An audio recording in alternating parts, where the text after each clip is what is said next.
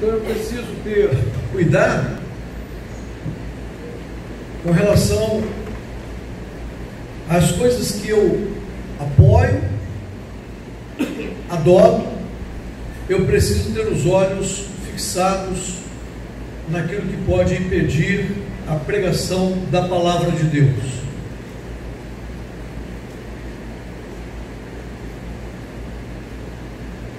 Abra sua Bíblia em Gênesis, capítulo 16.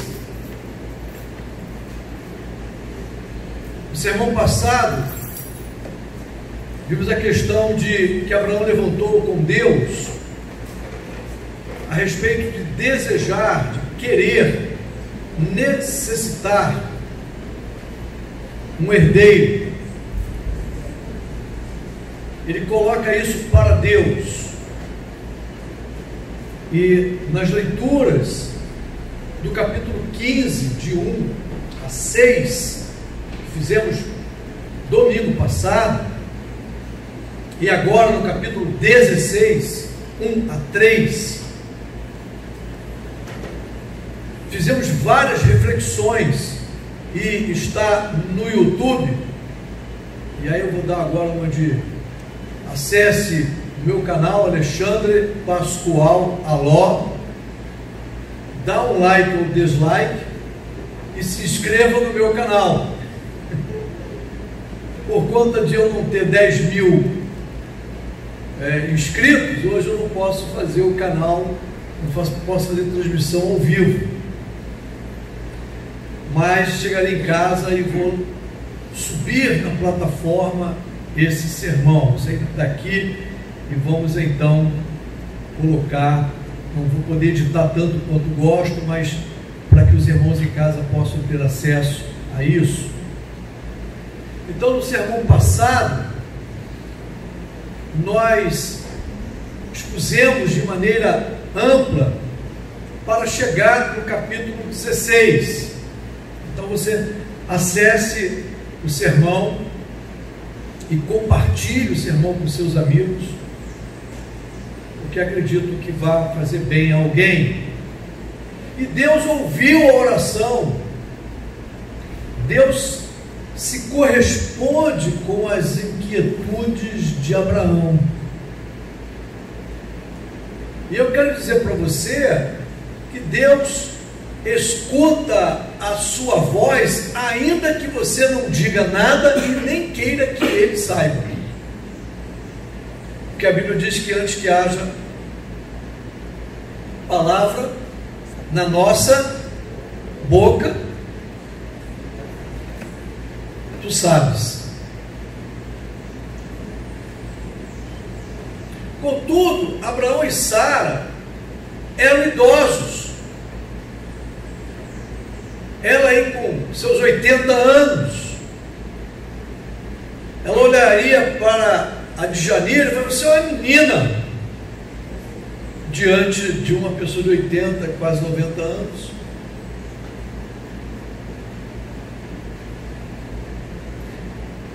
Então, Sara já portava desde moça a impossibilidade de engravidar. E eu quero pedir às minhas adolescentes, meus jovens, tome atenção no mundo. Desde menina, ela já não engravidava. Vai engravidar agora com 80 anos, uma vez que ela já não está mais menstruando, não tem mais o hábito, o costume das mulheres, que a Bíblia não fala menstruação, porque essa palavra não existia na época, era costume das mulheres, que é a menstruação. O que é a menstruação? É quando o óvulo se posiciona para ser fecundado, esse óvulo não é fecundado, então o organismo expulsa, é um aborto natural do óvulo não fecundado, ok? Cientificamente falando. Então, para resolver esse problema, Sara oferece a Agar, sua escrava, para que Abraão pudesse ser pai. E é a partir dessa configuração que quero refletir com os irmãos para que possamos abrir os nossos olhos espirituais, porque a todo momento, Samara, todo momento irão existir propostas para que a gente logre êxito nos nossos objetivos e algumas vezes por não pensarmos adequadamente, até alcançamos o objetivo, mas de maneira que temos mais dor de cabeça depois do que se não tivesse resolvido. Você está entendendo o que eu estou dizendo?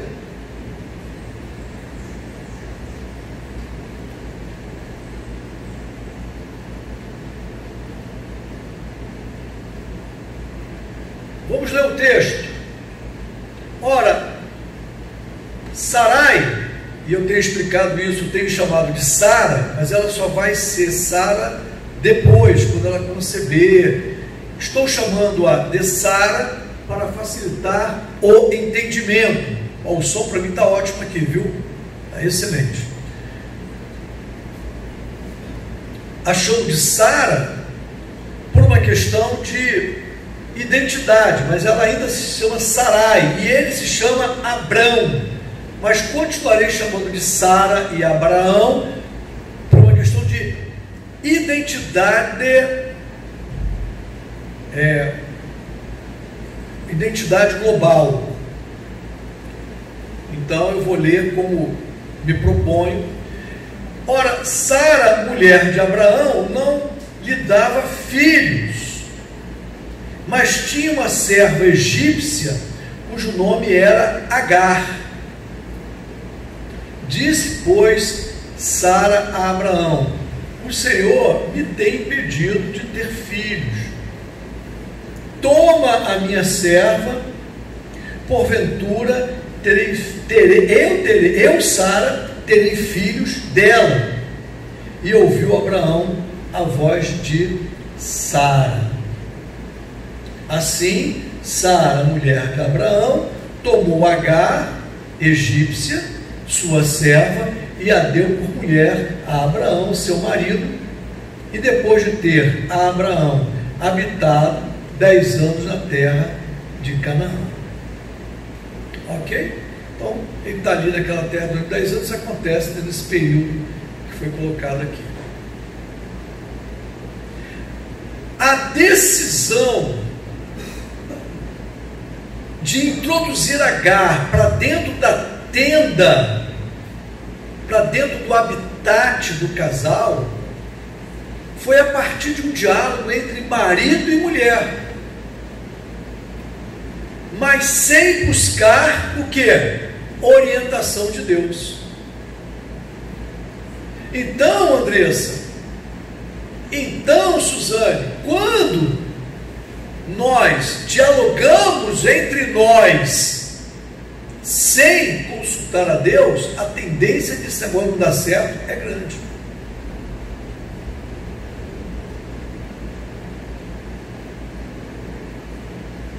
Houve um diálogo racional,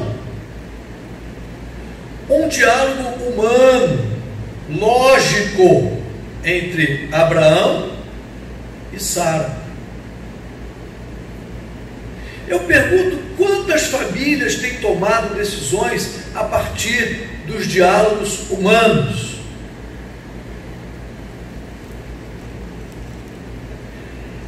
Quantas famílias têm tomado decisões a partir das últimas notícias? E não estou falando de coronavírus, esse assunto está encerrado. Estou falando, abra a mente e pense no todo. Quantas famílias têm tomado decisões a partir da lógica imediata?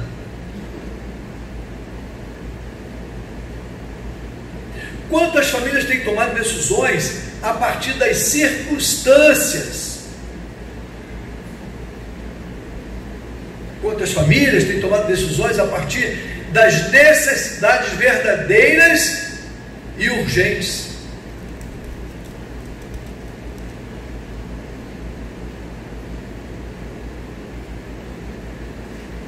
tentei ensinar a esta igreja,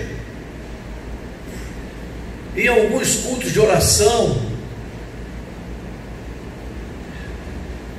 no sentido de dizer: não converse consigo mesmo, não converse consigo mesma, porque quando você fala consigo mesmo, não tem uma expressão que fala assim, pensando comigo mesmo? Paulinho, dá uma chegada para a sua esquerda. Não, só você. Eu quero olhar ali a minha filhinha que é atrás de você. Só faça um ladinho para não ficar muito na frente da. Eu tento ensinar que quando você pensa consigo mesmo, pensando comigo mesmo, quem lembra dessa expressão em que parte da Bíblia diz assim, pensando consigo mesmo? Quem lembra em que local eu bato muito desse texto? Fala bem alto. Davi. Pensando Davi consigo mesmo, disse: logo Saul me alcançará, então vou passar para o lado dos filisteus. Filisteu que era um povo inimigo de Deus, filisteu que sempre foi um calcanhar de Aquiles na vida de Israel. Davi passa para o lado do filisteu, chama o príncipe dos filisteus de meu senhor, mente para ele, se faz de aliado e vai matando pelas suas costas, toma de canalha, achando que Deus precisava de ajuda para se livrar de Saul e que precisava das estratégias de Davi para poder destruir os filisteus.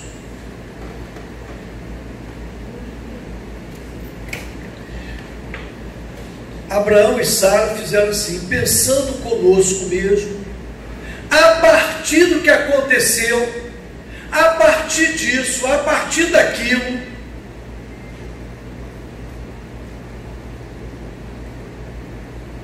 a partir das minhas convicções, muitas famílias começam a fraquejar. Muitos casamentos começam suas vidas conjugais no altar, na cerimônia religiosa, no curso de casais, diante de Deus, mas a vida diária dessas famílias, desse casal, é desenvolvida longe de Deus, porque são construídas a partir dos seus pressupostos, a partir de suas necessidades.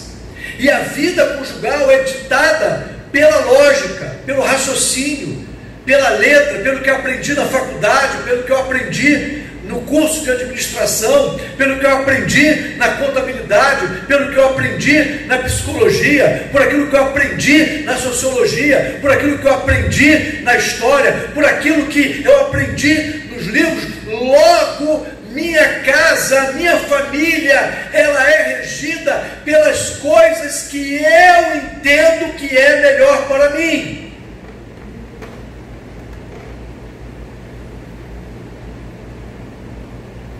Não é difícil a gente ver famílias de joelho quando a tragédia se aproxima e em pé quando tudo vai bem.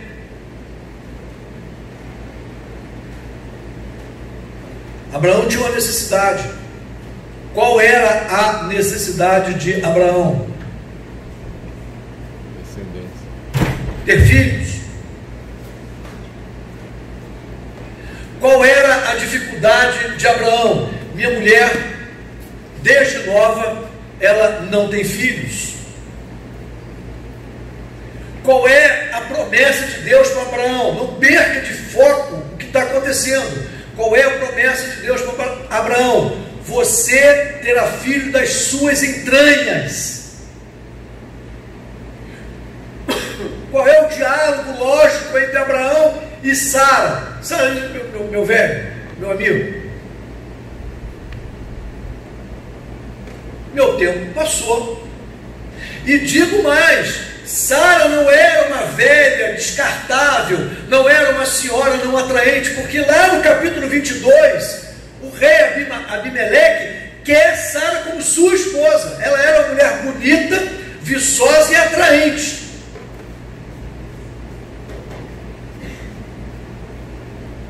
O problema de Sara não é o seu visual. O problema aqui não é o relacionamento entre os dois. O problema aqui não é que os dois não tinham mais atração. O problema aqui é que Sara não gerava filhos. Podia ser um problema com 30 anos, com 40 anos, com 25 anos. O problema era o mesmo, ela não gerava filhos. E ela então dialoga com ele. Você dialoga com o seu noivo? Você dialoga com a sua namorada? Você dialoga com o seu marido, com a sua esposa? Você dialoga com seus pais? O que rege o diálogo entre vocês? O que você aprendeu na faculdade? O que você aprendeu no seu trabalho? O que rege você é a filosofia, a sociologia, a antropologia, é a filosofia? É o último livro de autoajuda que você leu? Porque o que regeu esse casal não foi o diálogo com Deus. Aliás, não conversaram com Deus. Quantas pessoas, então, mantêm um desenvolvimento conjugal, um desenvolvimento de vida, longe de Deus, mesmo sabendo que não longe dos olhos de Deus?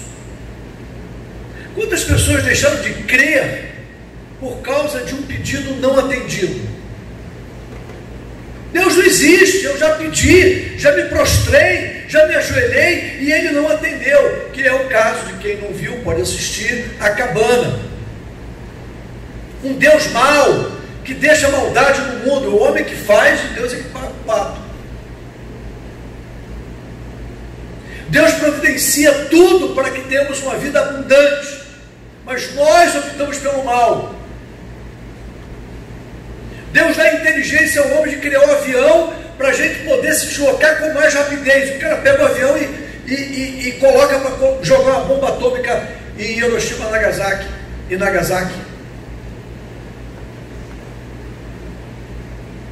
Deus dá conhecimento ao homem de fazer o melhor, e ele pega esse melhor e faz o pior, e a culpa é de Deus. Deus dá conhecimento ao homem suficiente para que tenhamos vida e vida em abundância, mas o homem quer do seu jeito. E quantas pessoas então deixam de crer porque o pedido não foi atendido? Quantas pessoas deixam de crer porque o mal prevaleceu? Quantas pessoas deixam de crer porque a vida é mais lógica, é mais racional? Vai esse papo de Deus para cima de mim? Quantas pessoas deixam de crer porque simplesmente não precisa da intervenção de Deus? Eu tenho gente da minha família, dos meus amigos, eu tenho tudo, eu tenho saúde, eu tenho dinheiro, eu tenho casa, eu tenho conforto, eu tenho nome, autoridade, respeito, eu não preciso de Deus. Como se Deus fosse só para isso.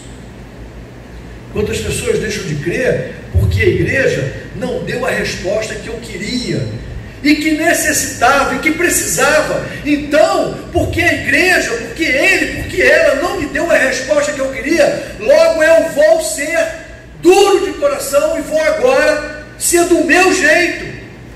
Foi o que Sara falou. Quanto tempo eu pedi a Deus um filho? Fiz de tudo. Agora Deus diz que vai ter. Não, comigo eu sei que não é mesmo. Talvez Sara estivesse até chateada. Quantas pessoas deixam de crer porque não tem porquê separado e nem porquê junto, nem porquê como pergunta, nem porquê como resposta. Aqui no texto é um exemplo clássico dessa postura de todos nós, de que queremos um Deus para nos atender em nossas necessidades, mas na nossa vida diária nós não temos Deus. Nós temos o estatuto do idoso, nós temos a Constituição, nós temos a psicologia, a antropologia, a matemática, a física, nós temos a contabilidade, nós temos isso, aquilo. Nós não precisamos de Bíblia. Bíblia é para culto, Bíblia é para adorar a Deus, Bíblia é para discutir, Bíblia é esse negócio aí. Mas parece que a Bíblia não é regra e prática de vida. E eu sou regido então pelo último decreto do governador.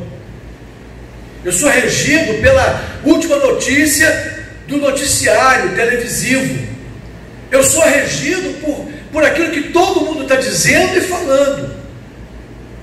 Diante da certeza da promessa de Deus para Abraão, de que ele seria pai, e com a questão prática de que Sara não tinha a menor condição biológica de gerar filhos, pois tinha 80 anos, a mesma Sara entrega sua escrava para servir de barriga de aluguel, e ela diz assim: eu serei mãe através dela. Ela fala: porventura terei filhos dela. Ela usa o artifício de barriga de aluguel para cumprir com a promessa de Deus. Ou seja, dois extremos da vida, né? Não preciso de Deus, ele está morto,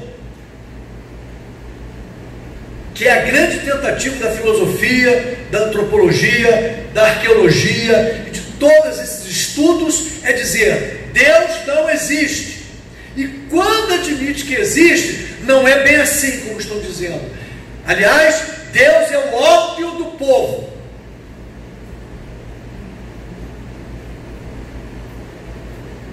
O outro extremo é: Deus precisa da minha ajuda para que as coisas aconteçam. Não preciso de pastor, não preciso de diácono, eu não preciso de irmão, eu não preciso de ninguém. Deus me basta. Mas ele diz assim: você está errado. Quem disse que eu te basto? Quem disse que eu não edificarei a minha igreja? Quem disse que eu constituí uma nação de eu sozinho? Quem disse que eu te chamei para um relacionamento só? Quem disse isso? Quem disse para você que nós dois nos bastamos? Porque eu não disse, diz Deus. Então, muitas vezes, nós adotamos posturas assim: Deus precisa só de mim, e eu não preciso de ninguém. E Deus diz assim: quem te disse isso? Abre o texto bíblico e me diz aonde você aprendeu isso. Ah, pastor, ah, Deus, mas o pastor me abandonou. Ah, Deus, os diáconos me abandonaram. Ah, Deus, mas o irmão me abandonou, minha mãe me abandonou, meu pai me abandonou, eu sou uma pessoa de abandono. E Deus falou assim: mas eu não te abandonei, e eu te chamo de filho, só que você não é o único, eu tenho outros filhos.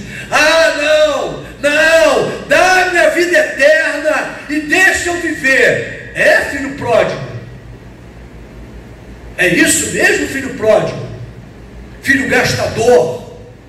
Que alguém disse que, eu estava numa situação agora, uma semana, falei assim: posso voltar aí? Aí alguém disse assim: claro, filho pródigo. Pródigo? É o que volta. Não, filho pródigo não é filho que volta, não. Pródigo é gastador, é aquele que gasta mais do que tem, que destrói o que tem. Isso é pródigo. É isso, filho pródigo. Dá-me a vida eterna, dá-me o teu sangue, e eu e o Senhor só, não preciso de ninguém. É isso mesmo? Sara disse isso para Deus: eu tenho Agar, eu não preciso de Abraão.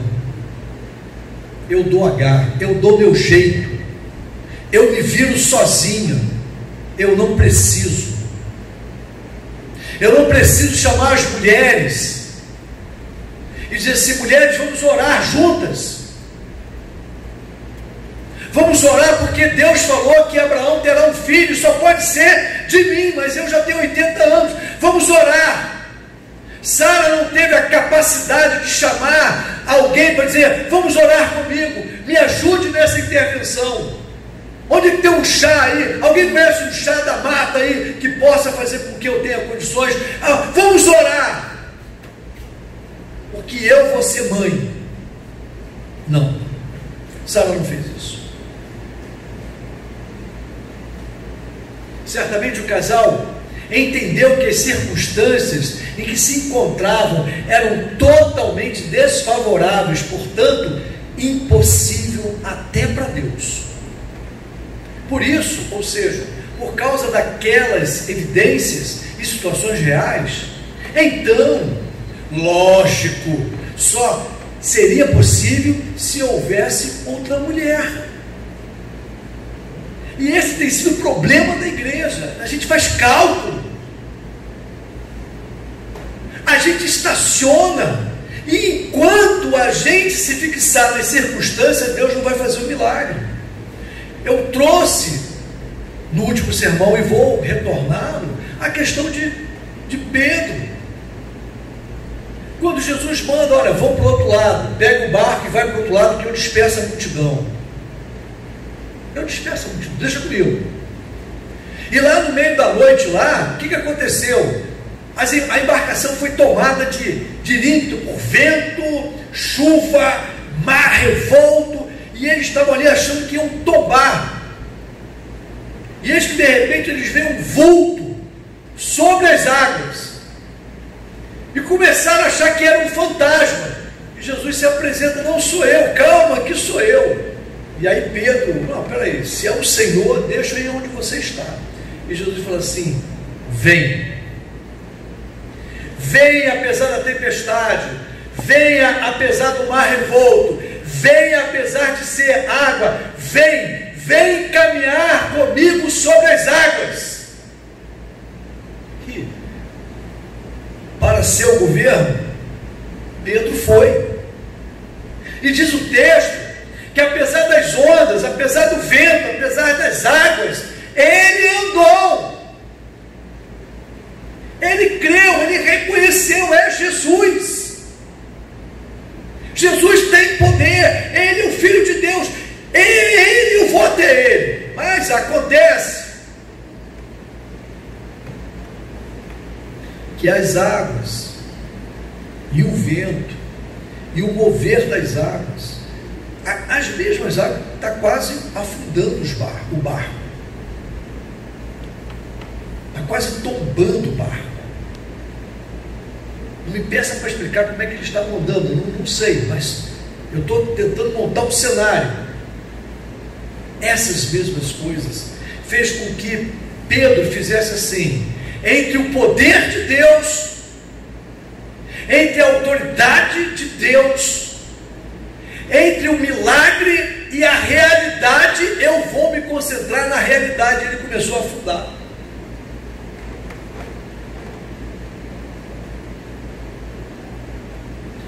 A nossa fé não pode ser movida pelas circunstâncias. E o dia que isso acontecer comigo, eu quero que você se aproxime de mim e me desperte. Desperta tu que dormes, e Cristo te esclarecerá. Eu não estou dizendo que eu não posso ser vítima disso. Eu não sou melhor do que vocês, e nem nós somos melhores do que eles, e nem todos nós somos melhores do que Sara e Abraão. Nós precisamos abrir os olhos espirituais.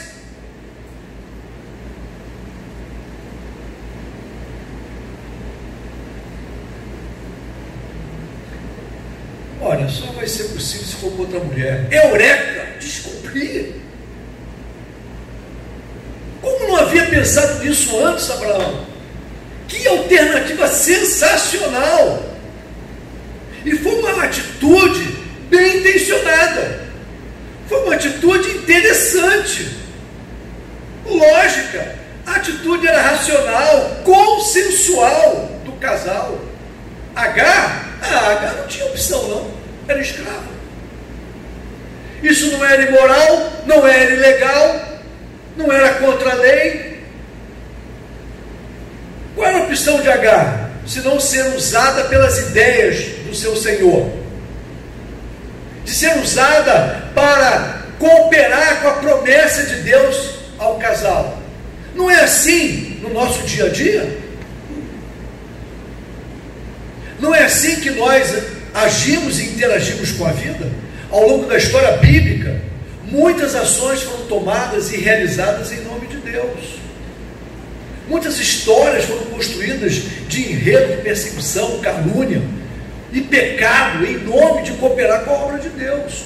Porque se o Império Romano perseguiu a igreja depois perseguiu os pagãos.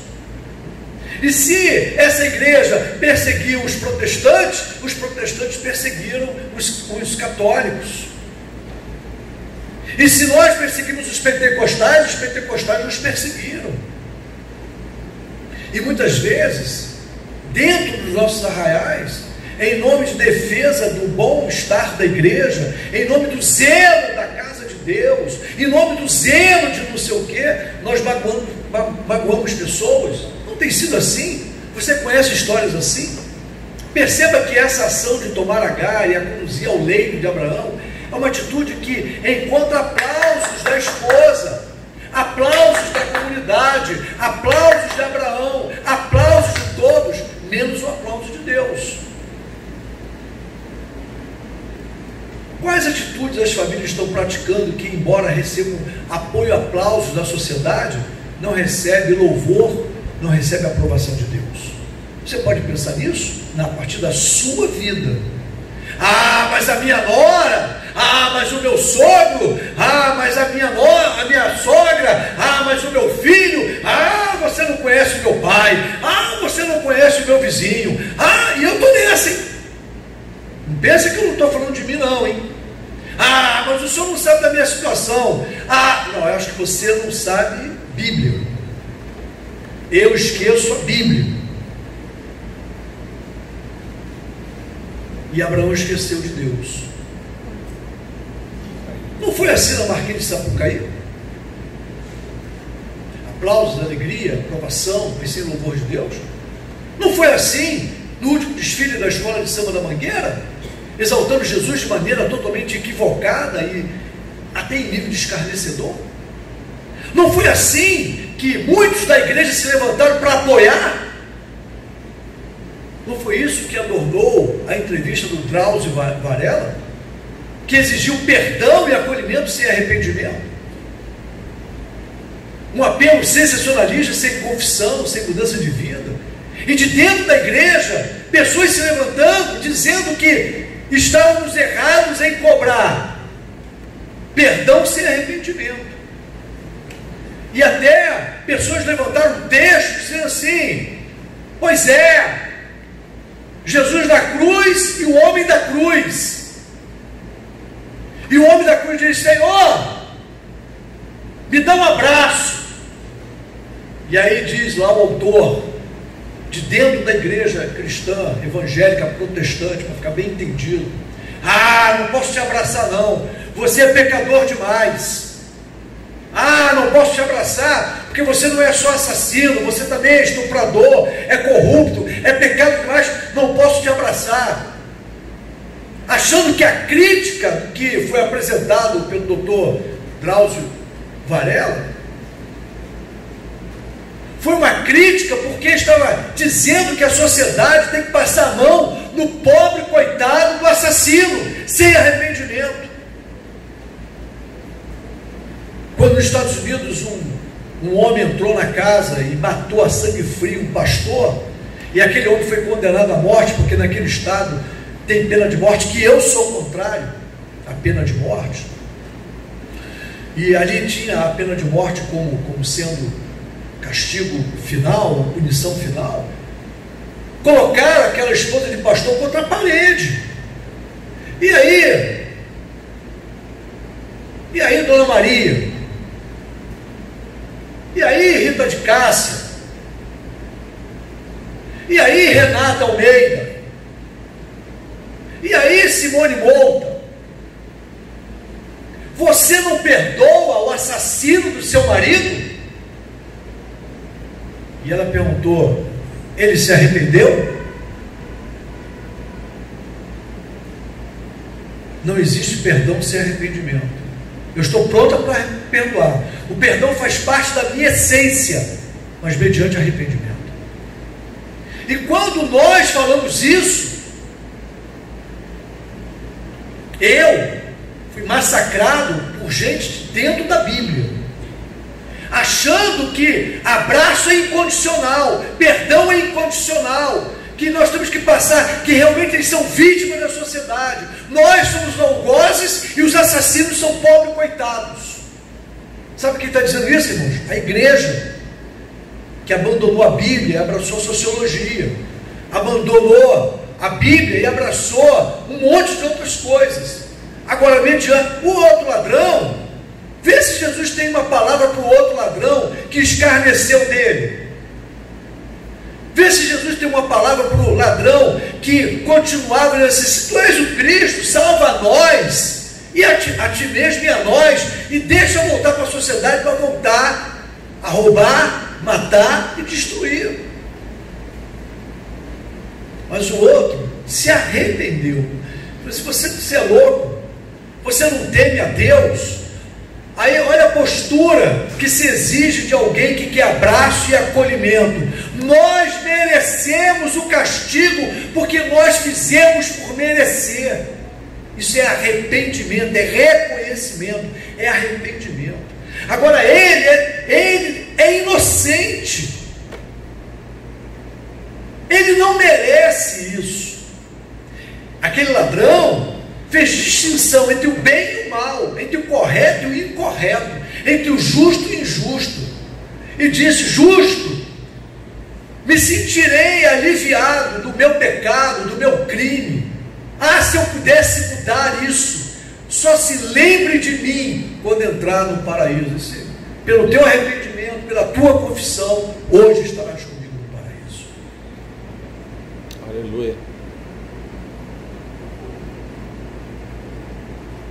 Por acaso, pergunto, temos coragem de enxergar que de dentro da igreja se levanta vozes em defesa das coisas que a Bíblia não aprova? Não fazemos como Sara, que damos jeito, que abraçamos outras ideias e ideais, e queremos colocá-la como regência do comportamento da igreja. Apoio ao aborto. Em nome das conjunturas, em nome de um monte de argumentos, vamos apoiar o aborto. Apoio ao sexo sem casamento. Em nome das conjunturas. Veja bem, pastor. Veja bem. Skin-din-din, skin-din-din. Aí toca o birimbau, né? Ou então lá quem assiste o Matrix, né? Aqueles movimentos para se livrar das balas e munições, né? Toca o birimbau. Veja bem. Apoio às drogas. Veja bem, pastor. Apoio ao pecado como forma de diversão. Apoio aos meios em prejuízo da palavra. Crio argumentos. Não foi isso que Sara fez? E não é isso que estamos fazendo? Cala a boca, pastor. Cala a boca. O que tem a ver questionar este recurso denominado síndrome de Agar com as atuais vertentes? Partindo para o final, o que leva a adotar hoje a síndrome de Agar? Eu respondo: os argumentos são mais fortes do que a palavra de Deus. Nós queremos coadunar a palavra, queremos dar um jeito que a palavra se encaixe com o que nós pensamos e queremos. Quantos desprezam a igreja em nome de Deus? Salvos, remidos, com o nome escrito no livro da vida, despreza a igreja, despreza as ações da igreja, despreza aquilo que ela faz para evangelizar, para discipular, para fazer ação social, para ensinar. EBD desprezada, culto de quarta-feira desprezado, estudo da palavra desprezado, oração desprezada. Em nome de quê? Dos meus argumentos. Em nome do que fizeram comigo ou deixaram de fazer por mim. Em nome daquilo que a igreja não faz, ou daquilo que o pastor não faz, ou daquilo que ele não é, ou daquilo que a diaconisa, o diácono não é, que os irmãos não são. Eu sou juiz. Assista acabando. Então assistindo esse filme. Que em algum momento você vai sentar lá, Deus vai colocar, senta aí, meu amigo, senta aí, minha amiga, agora você é o juiz, a sentença está na sua mão, julgue você.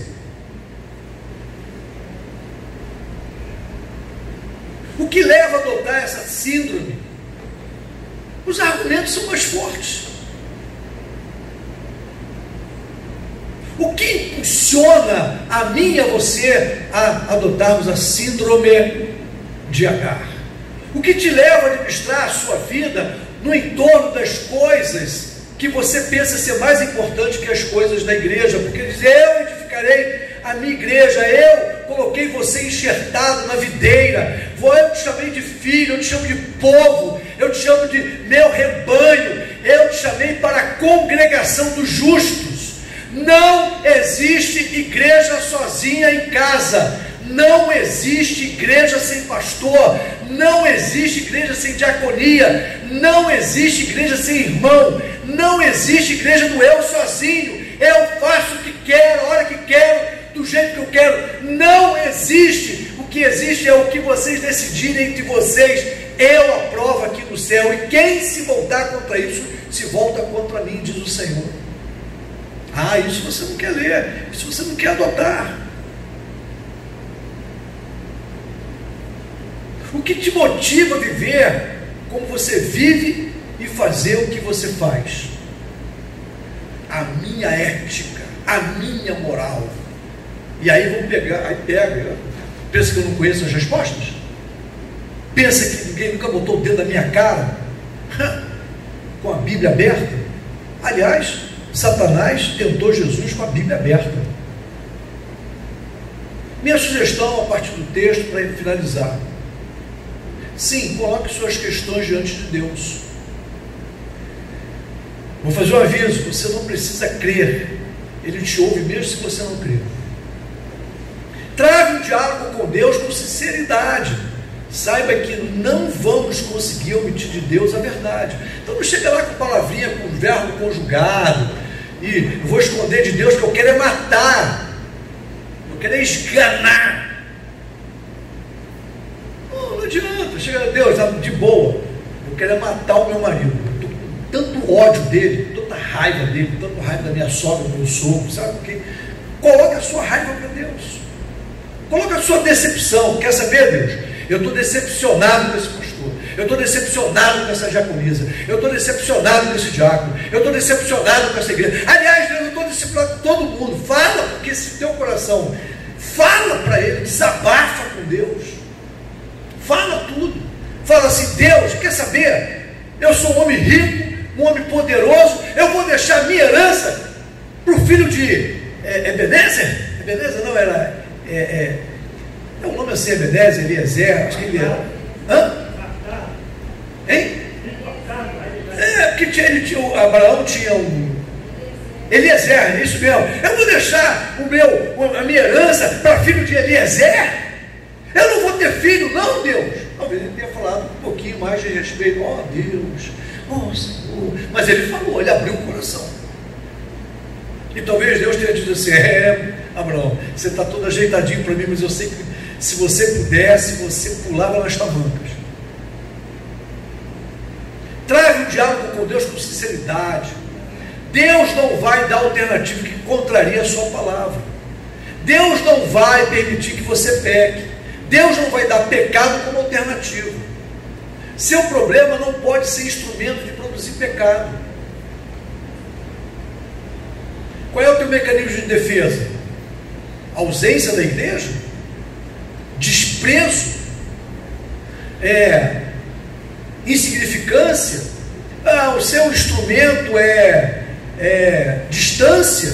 Seu instrumento é silêncio? Seu instrumento é o que? Tem respaldo bíblico? Seu procedimento no namoro, noivado, casamento, o seu procedimento na empresa, na sociedade, é orientação bíblica? Deus sempre responde a sua oração. Todo mundo conhece aqui o que eu aprendi no congresso. Ele responde sim ao que você pediu. Ele diz não. Moisés, você não vai entrar em Canaã. E sobre esse assunto não trataremos mais. Ele pode dizer espere. E olha, às vezes o espere de Deus leva-se 40, 50 anos, 60 anos. Mas se é em Deus, espere. Não cometa síndrome de Agar, não acelera. E por último, que é o melhor para mim, ele responde completamente diferente. Pior que o problema são as consequências de suas soluções e recursos em desobediência. Quando você resolve o problema desobedecendo a Deus, e a gente vai entrar depois no capítulo, versículo 4 em diante, que sabe qual é o problema? O problema é o seguinte, é que a síndrome de Agar funciona. E sabe quanto tempo Deus vai fazer silêncio sobre esse jeitinho aqui? 15 anos. Mas sobre isso falaremos no próximo sermão. 15 anos de Abraão e Sara achando que estava tudo certo aos olhos de Deus. O problema era Agar. A gente vai falar sobre isso no próximo sermão. O problema é Agar. O problema não sou eu. Não foram as minhas escolhas. O problema é Agar. Agar é que é o problema. Mas sobre isso a gente fala no próximo sermão, para abrir os seus olhos espirituais. Vamos ficar em pé. Deus abençoe. Até o próximo sermão.